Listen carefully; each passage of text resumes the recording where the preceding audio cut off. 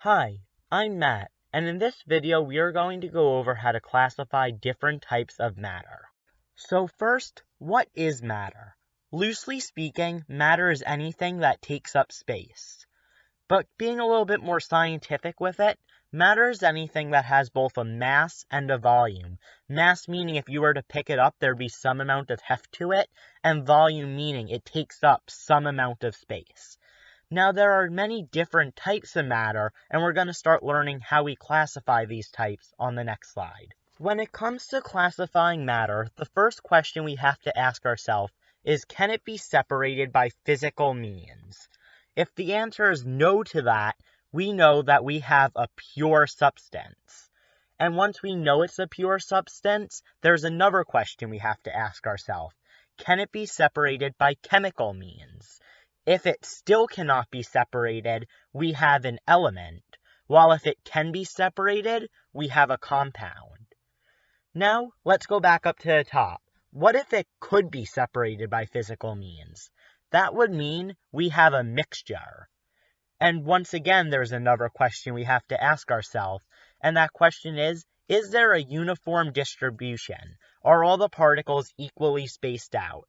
If no, we have a heterogeneous mixture, and if yes, we have a homogeneous mixture. Now let's go into detail on all 6 of these terms.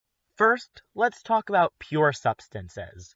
So a pure substance cannot be broken down by physical means, and the term pure substance is a broad category that includes both compounds and elements. Pure substances will always have a uniform distribution throughout, or are homogeneous. Now we're going to move on to elements. So an element cannot be broken down by physical or chemical means, and they are the smallest unit of matter in which an atom retains its properties.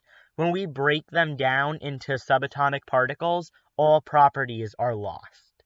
This is one singular type of atom. For example, iron is an element because it's just Fe. And helium, uranium, as well as over 100 more are also elements. All the elements are located on the periodic table of elements. So if you're asked if something is an element, check there. If it's not there, it is not an element. There are 2 types of elements that we're going to talk about in this video. The first is diatomic. This means they contain 2 atoms, but the same atom. The diatomic elements are bromine, iodine, nitrogen, chlorine, hydrogen, oxygen, and fluorine. To help us remember this, we use the term Brinkelhoff.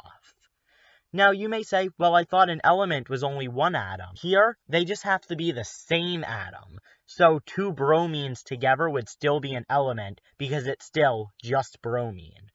And then all elements that aren't diatomic are monatomic, so they contain 1 atom. Lastly, let's look at a particle diagram, which is just basically a diagram that shows us what's happening at the particulate level, and we use circles to represent elements. So, for a monatomic element, we're just going to put a singular circle to represent it. For a diatomic element, we're going to put 2 circles because there's 2 atoms in it. Now, let's move on to compounds. So a compound is a substance that can only be broken down by chemical means, not physical. And a compound is a combination of different types of elements combined in fixed proportions, such as water is H2O. It's made of 2 hydrogens and 1 oxygen. If there's 2 hydrogens and 2 oxygens, it wouldn't be water, but a different substance. Lastly, there are many different types of compounds that we're not going to go into here, but as the year goes on, you'll probably learn about these different types. Here is the particle diagram for a compound. You'll see that I have a big circle and a larger circle, and I made them different colors. This shows how there are different elements composing the compound, such as in H2O, the blue circle represents oxygen, and the red circle represents hydrogen. These elements are chemically bonded together, making them a compound. Now we're going to shift to the types of substances that can be broken down by physical means, the bigger category being a mixture. And a mixture is a type of substance that has a varied composition. They could be multiple different elements or multiple different compounds or a mix of both. It doesn't really matter. But unlike compounds, there's no fixed ratio. We could have more of one and less of the other, and it will still be a mixture. And in a mixture, each component retains its individual properties. So if we had magnetic iron and non-magnetic sulfur, and we mix them together, the iron would still be magnetic, and the sulfur would still not be magnetic. And mixtures are classified based on if they are uniform or not. So now let's look at the two main types of mixtures we're going to talk about. The first type of mixture we are going to discuss is a heterogeneous mixture. These are mixtures that have a non-uniform distribution.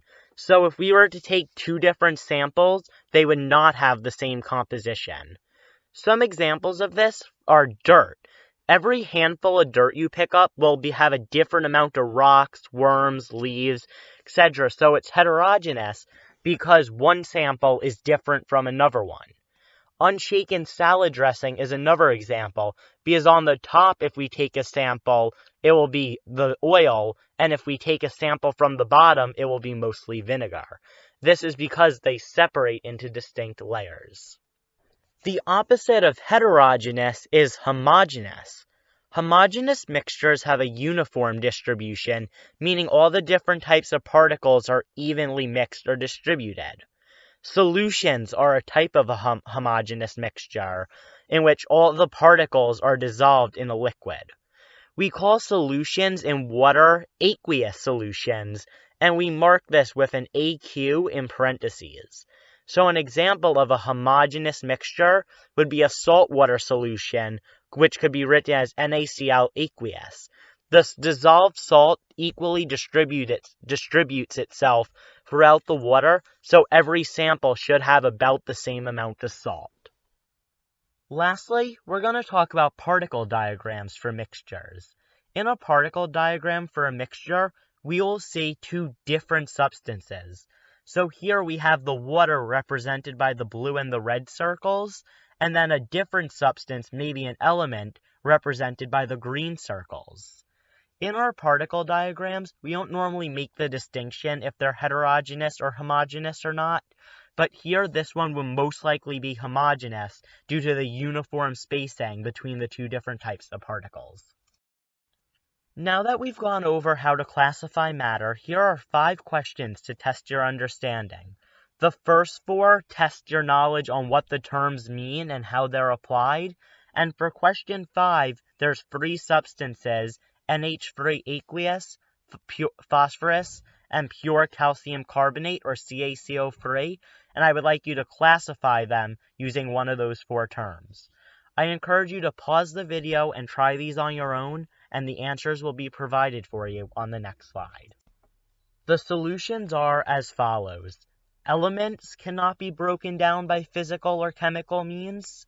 Heterogeneous mixtures have a non-uniform distribution. In a compound, the elements bond in fixed ratios, and solutions will always be homogeneous.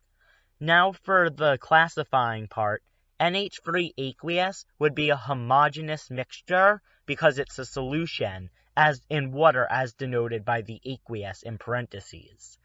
Phosphorus is on our periodic table, so it's an element, and then pure CaCO3 is a compound because it's made up of different elements. Hopefully you got these. If not, feel free to leave any questions you have in the comments below. Thank you so much for watching. Have a great day.